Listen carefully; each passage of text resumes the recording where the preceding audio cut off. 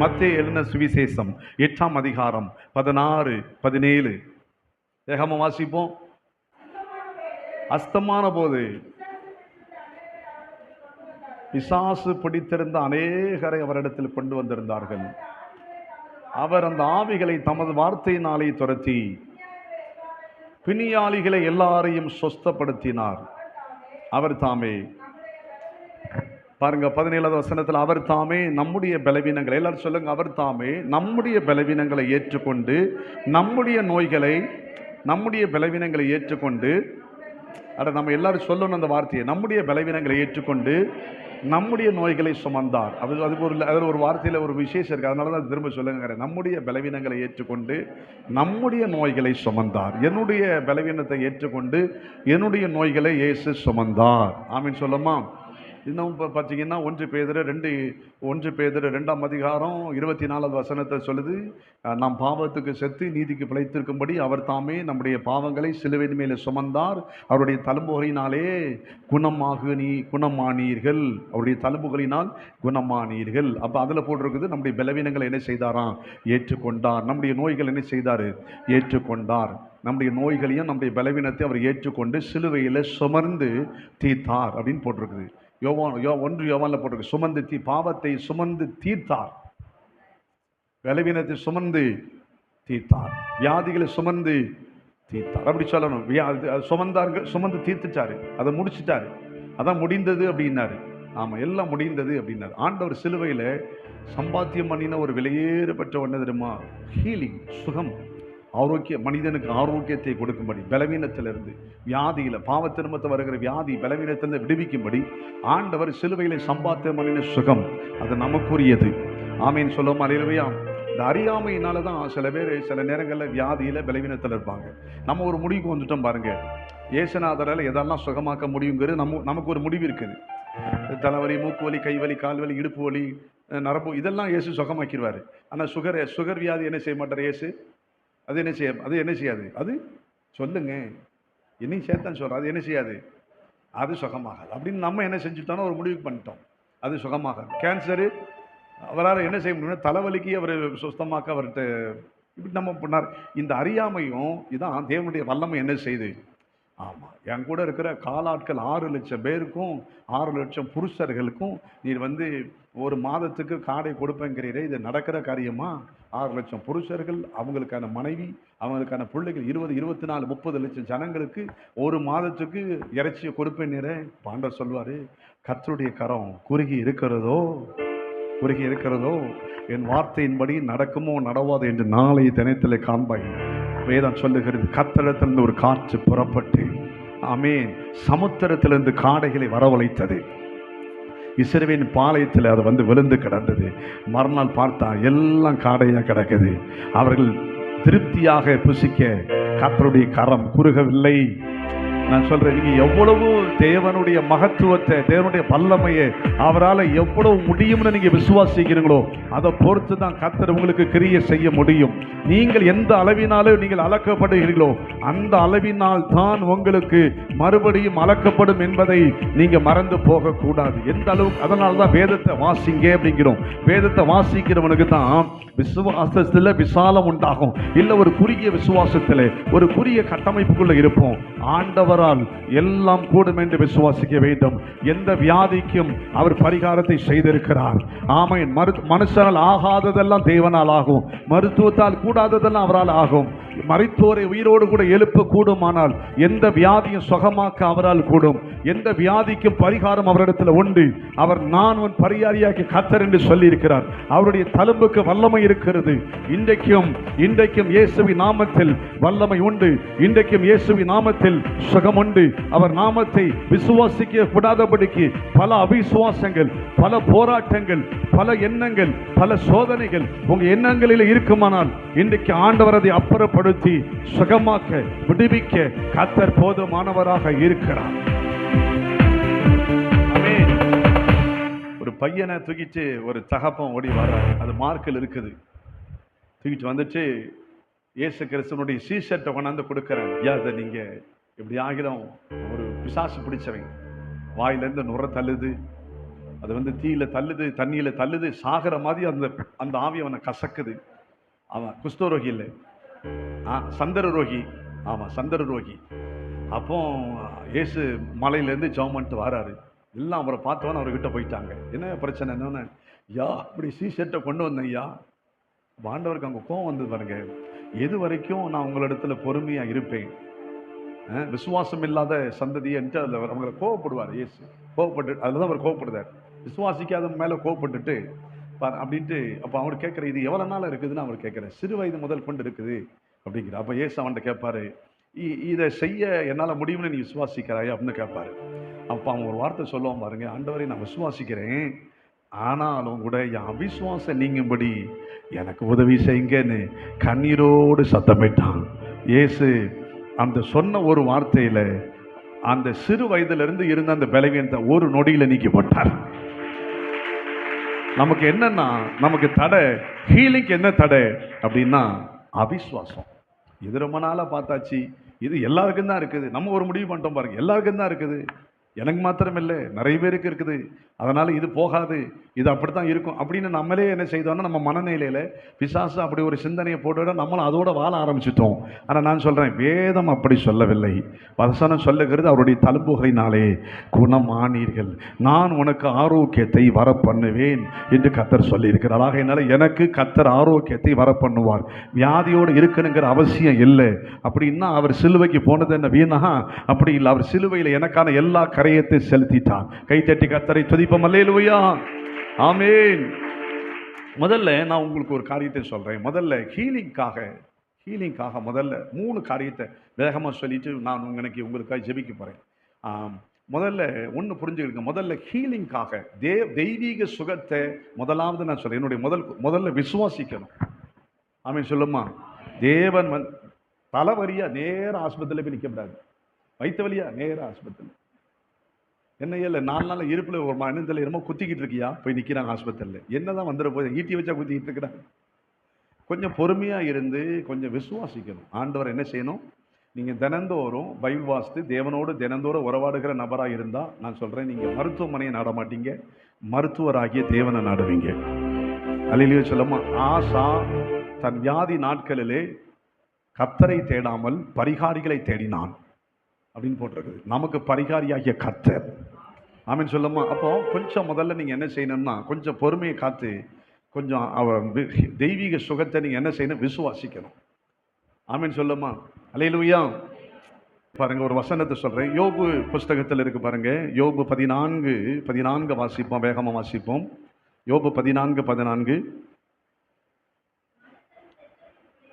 மனுஷன் செத்த பின் பிழைப்பானோ. பாருங்க, எனக்கு அந்த வசனம் தான் ரொம்ப முக்கியமானது யோபுல. எனக்கு மாறுதல் எப்போது வரும் என்று எனக்கு குறிக்கப்பட்ட போராட்டத்தின் நாளெல்லாம் நான் காத்திருக்கிறேன். அல்லேலூயா. யோபுக்கு பலவீனம் பாருங்க, உச்சியிலிருந்து உள்ளங்கால் வரைக்கும் ஒரே பருக்கள், வியாதி. எனக்கு ரொம்ப ஆச்சரியம் என்னன்னா, அவர் எந்த வைத்தியரையும் தேடலை. இருக்கிறீங்களா இல்லையா? எந்த வைத்தியரையும் அவர் தேடலை. யாராவது வைத்தியர் இருக்கிறானா? ஊத்து தேசத்துல பெரிய மனுஷன் யாராவது வைத்தியர் இருக்கிறானா? டாக்டருக்கு தேடல. அவர் சொல்றாரு, நான் காத்திருக்கிறேன். எதுக்கு தெரியுமா? எனக்கு ஒரு நாள் குறித்து வைத்திருக்கிறார். என் விசுவாசத்தை பரீட்சித்து பார்க்கும்படி எனக்கு ஒரு நாள் குறித்து வைத்திருக்கிறார். என் விசுவாசத்தை விட்டு நான் விலகாதபடிக்கு எனக்கு குறிக்கப்பட்ட அந்த நாட்களுக்காக தேவனை நோக்கி நான் காத்திருக்கிறேன்.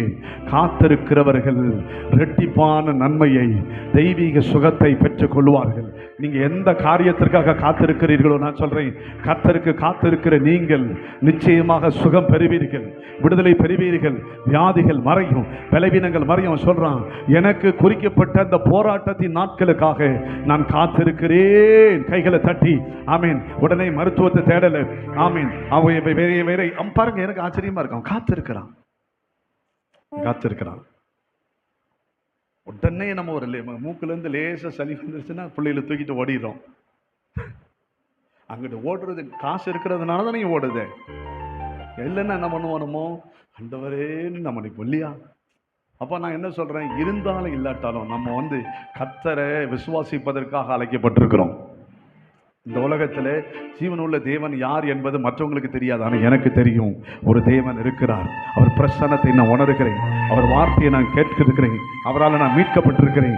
அவரால் ரட்சிக்கப்பட்டிருக்கிறேன். அவரால் அபிஷேகம் பண்ணப்பட்டிருக்கிறேன். எனக்கு அவரை தெரியும். நான் விசுவாசிக்கிறவர் இன்னார் என்பதை அறிந்திருக்கிறேன். ஆகையினாலே நான் வெட்கப்பட்டு போவதில்லை. என் குடும்பத்தை பாதுகாக்க, என் குடும்ப வைத்தியராக, குடும்ப மருத்துவராக எனக்கு ஒரு தேவன் இருக்கிறார். அவர் என் பிள்ளைகளுக்கு சுகம் கொடுக்கிறவர், எனக்கு சுகம் கொடுக்கிறவர். இந்த பூமியில இருக்கிற வரைக்கும் எனக்கு ஆரோக்கியத்தை தர அவர் போதுமானவன்னு விசுவாசிங்க. இன்றைக்கு உங்கள் விசுவாசம் பலப்படட்டும், உங்கள் அவிசுவாசம் நீங்கட்டும். உங்கள் அவிசுவாசத்தில் இருக்கிற கட்டுகளை கர்த்தர் உடைப்பாராக. தேவன் சுகமளிக்கிறவர், இயேசு சுகமளிக்கிறவர். அல்லேலூயா, ஆமென். இங்கே இன்னொரு வசனத்தில் பார்த்தீங்கன்னா லூக்கா 13 நினைக்கிறேன், அதில் ஒரு வசனம் இருக்கு. வேகமாக வாசிங்க. லூக்கா 13:10. வேகமாக வாசிங்களேன். 13:10. லூக்கா சாப்டர் லூக்கா 13:10.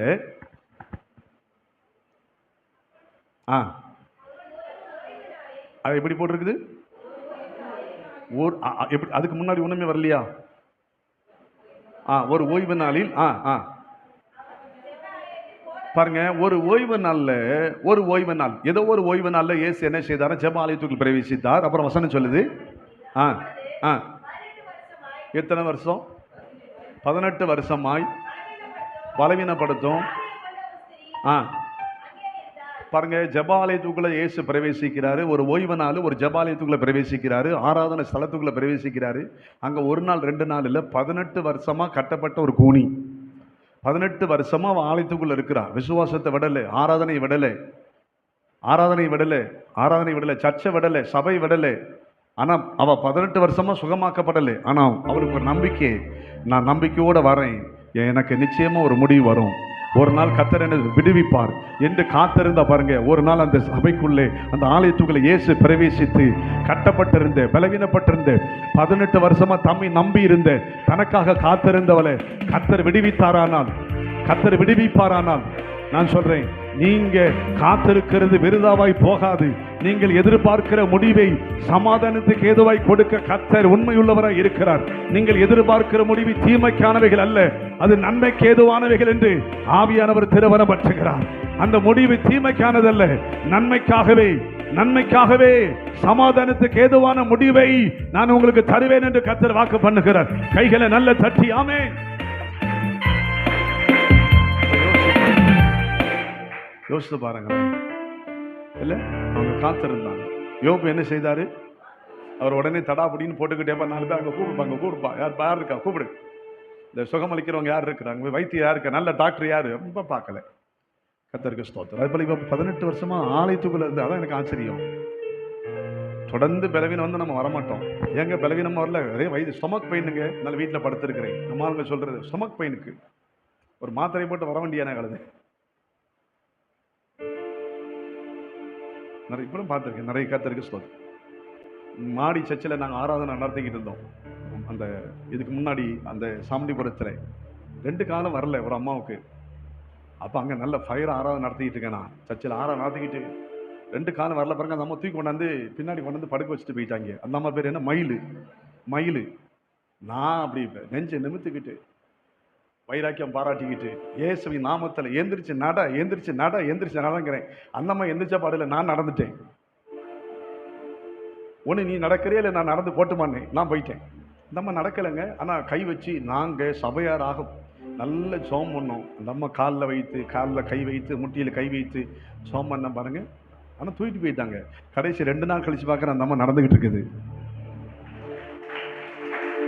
2 நாள் கழிச்சு. ஏன்னா சில நேரத்தில் உடனே அவர் செய்ய மாட்டாரு. 4 நாள் கழிச்சு எழுப்புகிறாரு லாசரை. 4 நாள் கழிச்சு எழுப்புகிறாரு லாசரை. கை தட்டி ஆமேன்னு சொல்லுமா. 4 நாள் கழிச்சு, 38 வருஷம் கழிச்சு ஒரு தின தூக்குறாரு. 18 வருஷம் கழிச்சு ஒரு தின தூக்குறாரு. தன்னை நம்புகிறானான்னு பார்க்கிறாரு. ஆமா, எனக்கு குறிக்கப்பட்ட அந்த போராட்டத்தின் காலத்திற்காக நான் கர்த்தரை நம்பி காத்திருக்கிறேன். கர்த்தர் அவனை சுகமாக்கினார், அவனை விடுவித்தார், இழந்து போனதை திரும்ப கொடுத்தார், இரட்டிப்பான ஆசீர்வாதத்தை கொடுத்தார், ஆயுசு நாட்களை கூட்டி கொடுத்தார், பூமியில் அவனுடைய பெயரை பிரஸ்தாபப்படுத்தினார். கர்த்தர் நல்லவர், அவர் உண்மை உள்ளவராக இருக்கிறார் என்று சொல்லி விசுவாசிக்கிறவங்க தலைக்கு மேல கை தட்டி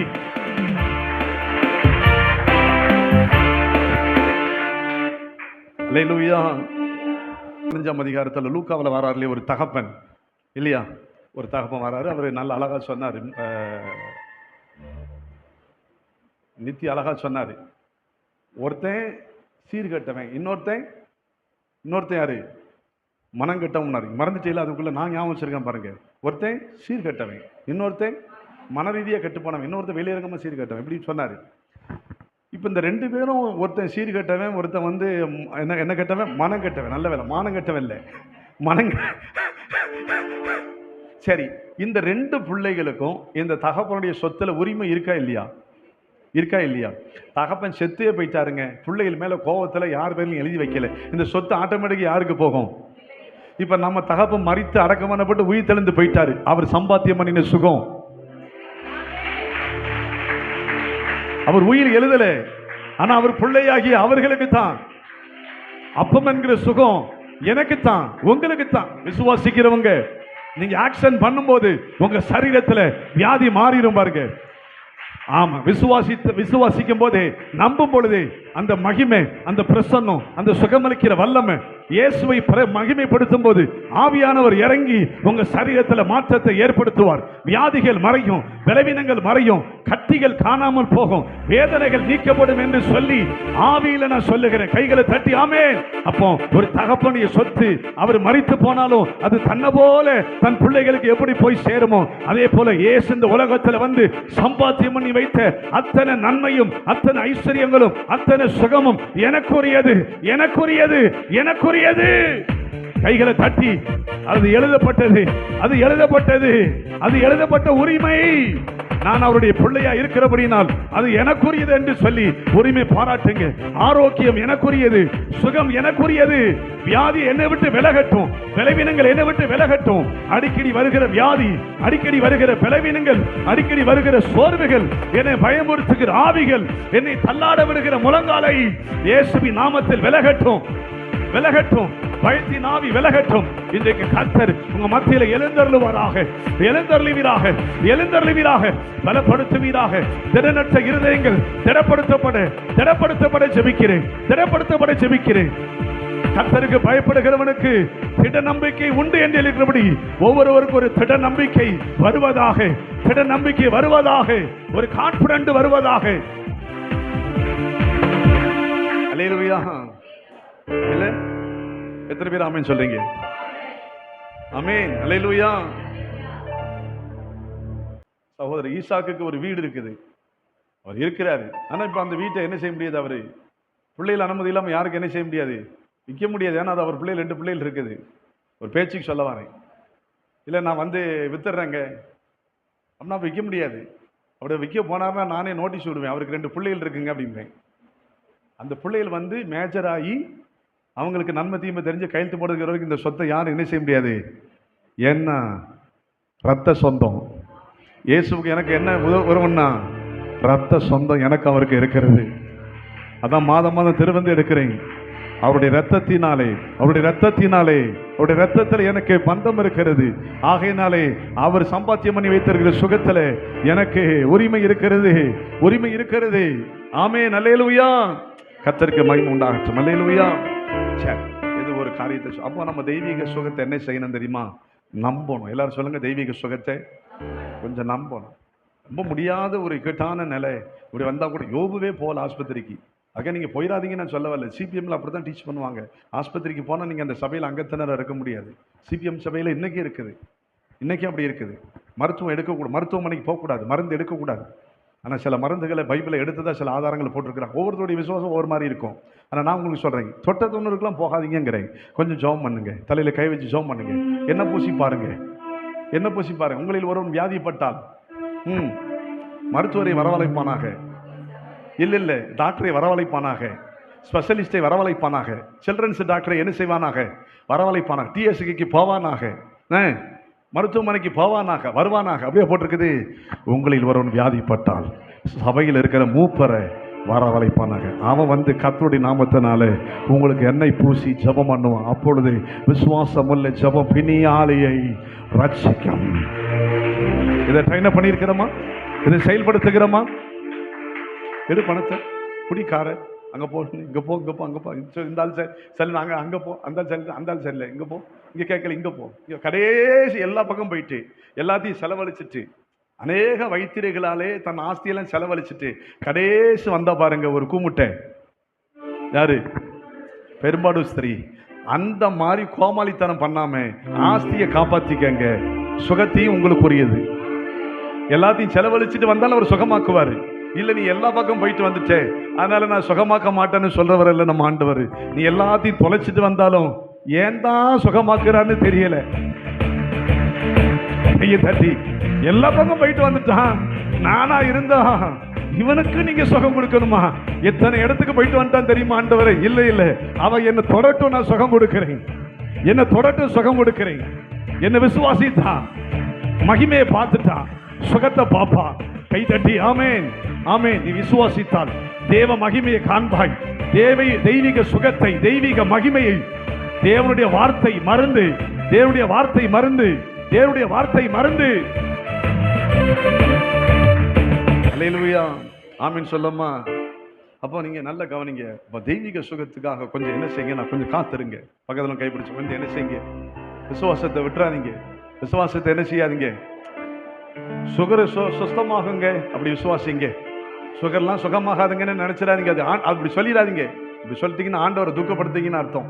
இதுலேயே நீங்க விசுவாசிங்க, சுகமாகுது ஆகல, அது வேற கணக்கு. அதான் சொன்ன ஒரு அம்மாவுக்கு போய் இயேசுவின் நாமத்தில் எந்திரிச்சு நட அப்படிங்கிறேன். அந்த அம்மா நடக்கலன்னு படுத்து கிடக்குது. ஏதாவது அசைவாது வருமா காலில்னு பார்த்தேன், ஒன்றும் வரல. எனக்கு வெக்கமா போச்சு, வந்துட்டேன். அப்புறம் 2 நாள் கழிச்சு பாஸ்டர் நம்ம எல்லாம் ஜோம் பண்ண பாருங்க. அந்த அம்மா இன்னைக்கு பார்த்தீங்கன்னா நீங்க போய் பார்க்கலாம், அந்த என்ன நம்ம ரேஷன் கடை பக்கத்தில் நம்ம வேலை செஞ்சுட்டு இருக்கிறாங்க. இது மாதிரி சாட்சிகளை என்னால் நிறைய சொல்ல முடியும். கை வைத்து ஆமீன் சொல்லும். அல்லேலூயா. அந்த நேரத்தில் நடக்காது. கர்த்தர் பார்க்க உங்க விசுவாசத்தை பார்க்கிறாரு. இந்த ஊழியக்கான வாயிலிருந்து புறப்பட்டு வந்த வார்த்தை கர்த்தருடைய வார்த்தை தான். அவர் சொல்லி இருக்கிறாரு. இப்போ நடக்க இன்னும் 1 மணி நேரத்தில் நடக்க போகுது, இன்னும் ஒரு 1/2 மணி நேரத்தில் நடக்க போகுது, இன்னும் ஒரு கொஞ்ச நேரத்தில் நடக்க போகுது. அப்படி சொல்லிட்டே புலம்பிட்டே இருங்க. அந்த புலம்பல கர்த்தர் ஆனந்த களிப்பா மாத்திடுவாரு, ஆனந்த களிப்பா மாத்திடுவாரு, ஆனந்த களிப்பா மாத்திடுவாரு. உங்க புலம்பல ஆனந்த களிப்பா மாத்திடுவாரு. எத்தனை பேர் விசுவாசிக்கிறீங்க? இன்னைக்கு உங்க புலம்பல கர்த்தர் ஆனந்த களிப்பா மாற்ற போகிறாரு. பயப்படாதீங்க, திடன் கொள்ளுங்க.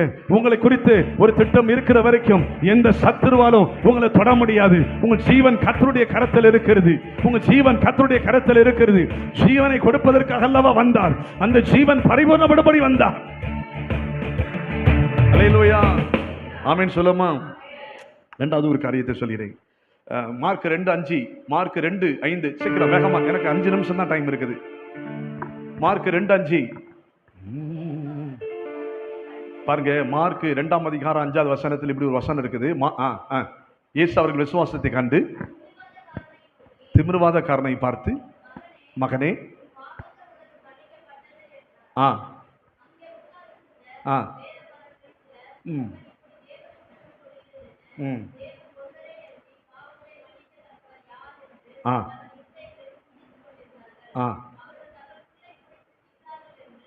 போறோம். நீங்க அதுக்கப்புறம் நீங்க தொடர்ந்து வாசித்து பார்த்தீங்கன்னா, அந்த திமிர்வாதக்காரம்னா என்ன சொல்றாங்கன்னா, திமிர் பிடிச்சவன் அப்படி கிடையாது. வாத நோயில கட்டப்பட்டவன், முடக்குவாதம், கைகால் வராதவன், விழுந்து போயிட்டான். 4 பேரைக்கு நம்ம கணத்துக்குரிய குரு செய்ய வந்ததை ரொம்ப அற்புதமா பேசினாங்க திமிர்வாதக்காரன். இப்போ அவனுக்கு இந்த முடக்கு வியாதி வந்துட்டு பாருங்க. இப்போ அவனை பார்த்து ஆண்டவர் சொல்றாரு, மகனே உன் பாவங்கள் என்ன செய்தது? பாவம் மன்னிக்கப்பட்ட உடனே அவன் எழுந்து நடக்க ஆரம்பிச்சுட்டான். நீங்க அடுத்த சாப்டர் பார்த்தீங்கன்னா, அடுத்த வசனங்கள் பார்த்தீங்கன்னா, அவன் எழுந்து நடந்து போனான் அப்படின்னு இருக்கும். கை வைத்து ஆமேன்னு சொல்லும். அல்லேலூயா. எனக்கு இயேசுநாதர் கிட்ட பிடித்த ஒரு விஷயம், நேற்று நான் அதை கண்டுபிடித்தேன், கற்றுக்கொண்டேன். தேவன் வந்து பாருங்க, ஒரு மனுஷனை ஒருத்தன் பாவம் செய்யறத தேவன் வந்து ஒருபோதும் பப்ளிசிட்டி பண்ணவே மாட்டார். கையை தட்டியிருக்க வேண்டாம் ஐயா. நானா இருந்திருந்தா தெரியுமா உங்களுக்கு? தெரியுமா உங்களுக்கு? ஆமாங்க, நான் கண்ணால பார்த்தேன். இப்பெல்லாம் ஆனா இயேசு பாருங்க, எனக்கு ரொம்ப பிடிச்சிருந்தது. யோவான் எழுதின சுவிசேஷம் நினைக்கிற எடுக்க வேண்டாம்.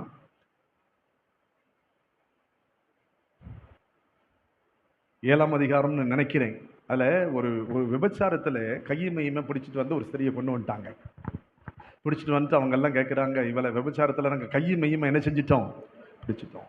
இவளை வந்து கல்லறிஞ்சு என்ன செய்யணும் அப்படின்னு மோசே சொல்லியிருக்கிறார். நீ என்ன சொல்றீரு?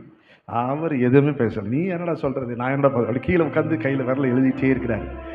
அப்புறம் நிமிர்ந்து பார்த்து சொன்னார், உங்களில் யாராவது பாவம் செய்யாதவன் இருந்தால் நீங்கள் முதலாவது கல்லை எரியலான்ட்டு மறுபடியும் கீழே குனிஞ்சிட்டாரு.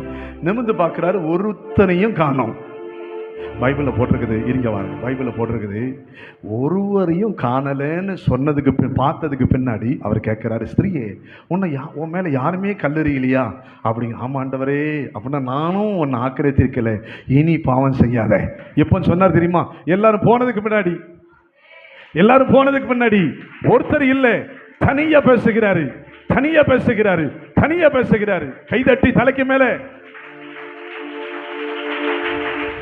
ஆண்டவர் கேரக்டர் பாருங்க.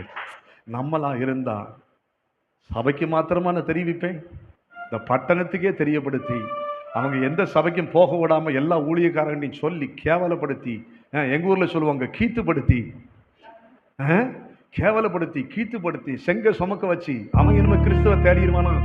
அவனை நானே. ஆண்டவர் பாருங்க, யாருமே இல்லை.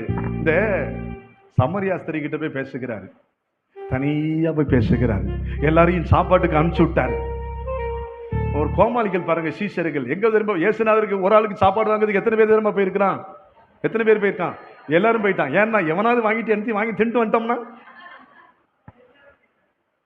வடை வாங்கிட்டு வரலாம், அவனையும் கூட்டு நானும் போறேன், நீ எதுக்குடா போறேன், நான் அவனுக்கு தொடங்கி போறேன், அவன் ஏதாவது போய் வாங்கி தின்ட்டு வந்துட்டோம்னா 12 பேரும் போயிட்டான். அப்பத்தான் அவர் சொல்றாரு, ஸ்திரியே உனக்கு இருக்கிறவன் உன் புருஷன் இல்லை, நீ உண்மையை சொன்ன, உனக்கு ஏற்கனவே. இதை சீசரில் வச்சுட்டு சொல்லலைங்க, தனியா இருக்கும்போது சொல்றாரு. சீசர்கள் வந்ததுக்கு முன்பதாக வேற மாதிரி பேச, அவர் நல்லவர், அவர் நல்லவர், ஒருவரையும் அவமானப்படுத்துகிறவர் அல்ல.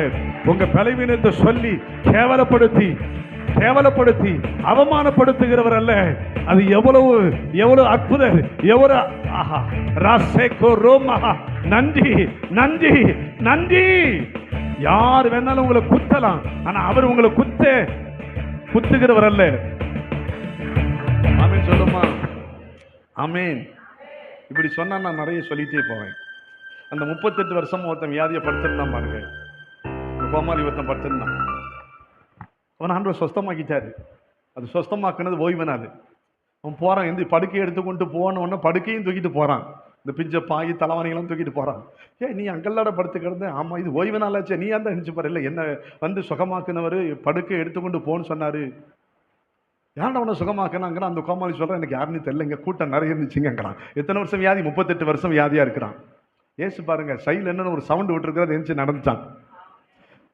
பாரு தள்ளி இந்த பக்கம் வா, இந்த பக்கம் வா, நான் தான் தலைவர், இந்த பக்கம் போ, பேதர் இந்த பக்கம் வா, இந்த பக்கம் நான் சொல்கிறேன் பாரு பாரு, படுக்கையை விட்டு அப்படிலாம் சொல்லலை, ஆளோட ஆளை நின்று படுக்கையை எடுத்து கொண்டு ஒரு சவுண்டு போட்டவொன்னு எந்திரிச்சிட்டான், எந்திரிச்சிட்டான். இப்போ ஆண்டவர் வந்து இவன் எப்போ தெரியுமா, எங்கே தெரியுமா பைபிளில் போட்டிருக்குது, நீங்கள் வீட்டில் போய் வசதி பாருங்க, 5ஆம் அதிகாரத்தில் பின்னாடி இப்படி வருது. அவர் அவனை தேவாலயத்தில் கண்டு, நீ சொஸ்தமானாய், இனி நீ வந்து அதிக கேடானது ஒன்று வராதபடிக்கு இனி என்ன செய்யாத அப்படின்னு அவனை பார்த்து பர்சனலாக அட்வைஸ் பண்ணாரு. பர்சனல் அட்வைசர் இயேசு கிறிஸ்து, பர்சனல் அட்வைசர். ஆமாம், 10 பேரை வச்சுக்கிட்டு 4 பேரை வச்சுக்கிட்டு நீங்கள் சிஸ்டர் நீங்கள் பாவம் செஞ்சிட்டீங்க சிஸ்டர், கர்த்தர் சொல்கிறா சிஸ்டர், அவன் ஒரு பெரிய பொய்யான தீர்க்கதரிசி. ஆண்டவர் அப்படி ஒருவருடைய பாவத்தையும் ஒருவருடைய குற்றத்தையும் வெளியரங்கமாக சொல்லக்கூடிய அவ்வளவு கேவலமான தேவன் அல்ல நம் ஆராதிக்கிற தேவன்.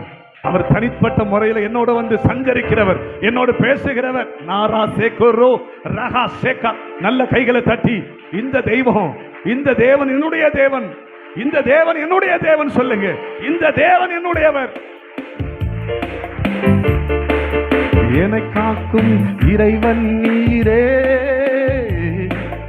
உம்மிடம் அடக்கலம் புகுந்தே. என்னை காக்கும் இறைவன் நீரே, உம்மிடம் எனையாளும் தலைவன் நீரே,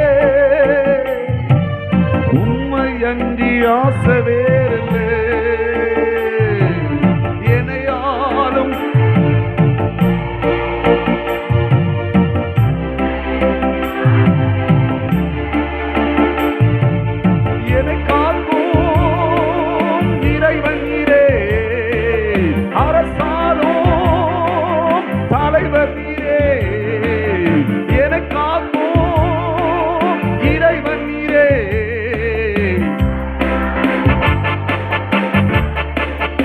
சேர்ந்து சொல்லுவோம். ஆராதனை உமக்கே நாளெல்லாம், ஆராதனை உமக்கே.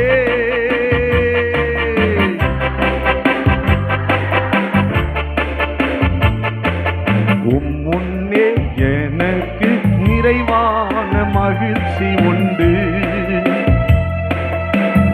அருகில் எப்போதும் நித்திய பேரின்பம் உண்டு. முன்னே எனக்கு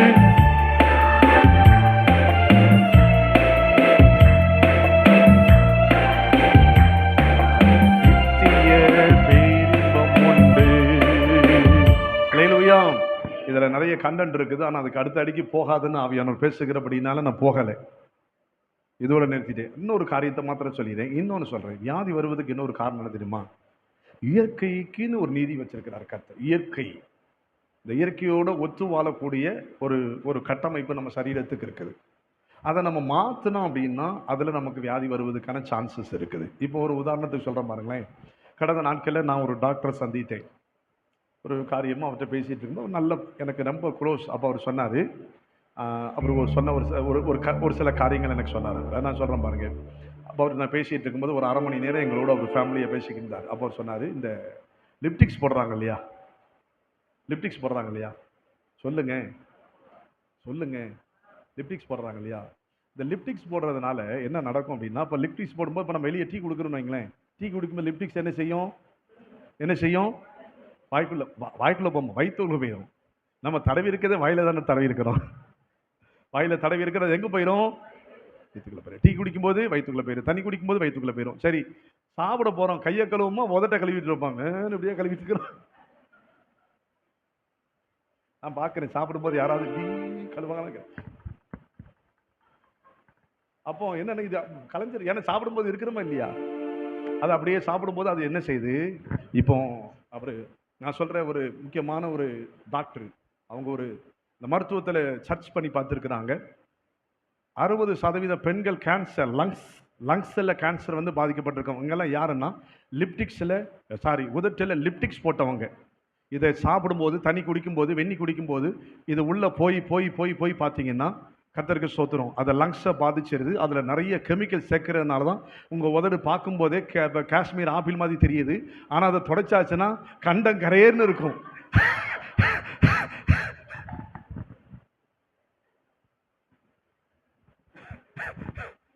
என்ன நீங்க சந்தோஷப்படுத்துவதற்காக, மக்களை சந்தோஷப்படுத்துவதற்காக உங்களுக்கு இயற்கையா கொடுத்த அழகை நீங்க செயற்கை சேர்க்கிறீங்க பாருங்க, அதுல மிகப்பெரிய ஆபத்து இருக்கிறது.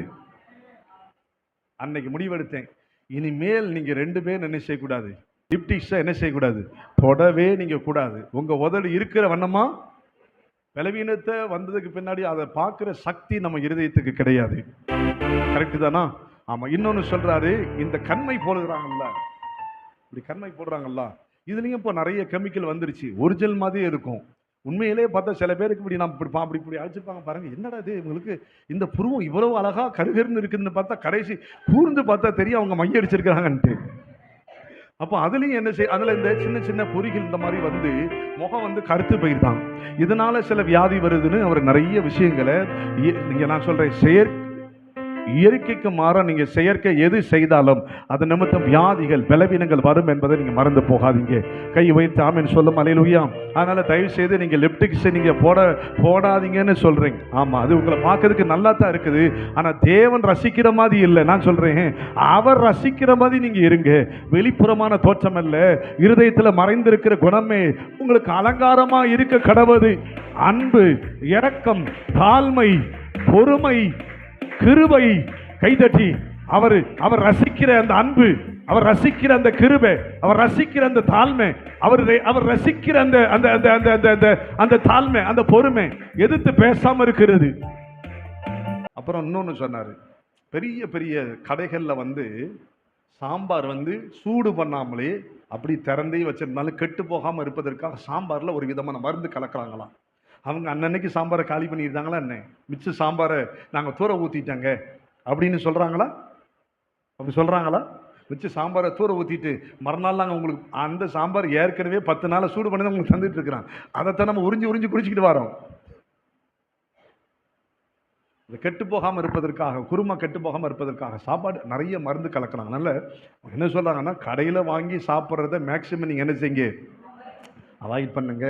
அப்போ நீங்கள் வீட்டில் சாப்பிடுங்க, நம்ம போடுறீங்க அப்படி. அப்போ இயற்கைக்கு மாறாக சில விஷயங்களை செய்யும்போது பார்த்தீங்கன்னா சில பேர் நைட்டு வேலை செய்வாங்க, 1 மணி வரைக்கும் செய்கிறது, 2 மணி வரைக்கும் செய்கிறது. இதெல்லாம் உங்கள் உடம்பை வந்து என்ன செஞ்சிடும், நான் பலவீனமாக்கிடும். அதனால் இயற்கைக்கு மாற, இயற்கையோடு ஒத்துப்போகிற ஒரு வாழ்க்கையில் கர்த்தர் வச்சிருக்கிறார். அதனால தான் மனுஷன் காலையில் வேலை செய்யும்போது வெளிச்சத்தை கொடுக்குறாரு, சாயங்காலம் வேலை செய்யக்கூடாது என்பதற்காக சூரியனை அஸ்தமிக்கிறாரு. ஆமீன். சூரியனை ஏன் மறைக்கிறார் தெரியுமா? ஒருத்தனை வேலை செய்யக்கூடாது. நம்ம என்ன தெரியுமா செய்யறோம், அது மறைஞ்சாலும் சரி தான், டார்ச் லைட்டு வேறு வேலை செய்வேன். நீங்கள் ஒரு சும்மா வந்தீங்க, நான் உங்களுக்கு ஒன்று சொல்கிறேன். நீங்கள் வந்து சும்மா உங்களுக்கு லீவ் இருக்கிற நேரத்தில் வாய்ப்பு கிடைக்கும்னா சும்மா நம்ம ஜிஹெச் போய் ஒரு ரவுண்ட் அடிச்சுட்டு வாங்களேன். அங்கே அந்த ஆஸ்துமா வியாதினால, இருமல்னால, சளினால பாதிக்கப்பட்டவங்க பூரா 90% கம்பெனியில் வேலை செஞ்சவங்க. கம்மியில் ஏன் தெரியுமா? அந்த டஸ்ட்டு அலர்ஜி எல்லாம் வந்து பாதிக்கப்பட்டிருது. கர்த்தருக்கு ஸ்தோத்திரம் உண்டாகட்டும். அல்லேலூயா. ஆகையினால நீங்கள் இதில் எச்சரிக்கையாக இருக்க கர்த்தர் உங்களுக்கு கிருபை தருவாராக. கரங்களை வைத்து கர்த்தரை துதிப்போம். அல்லேலூயா. கர்த்தர் நல்லவர். ஆமென். அல்லேலூயா. சரி, கடைசியாக ஒண்ணே ஒன்று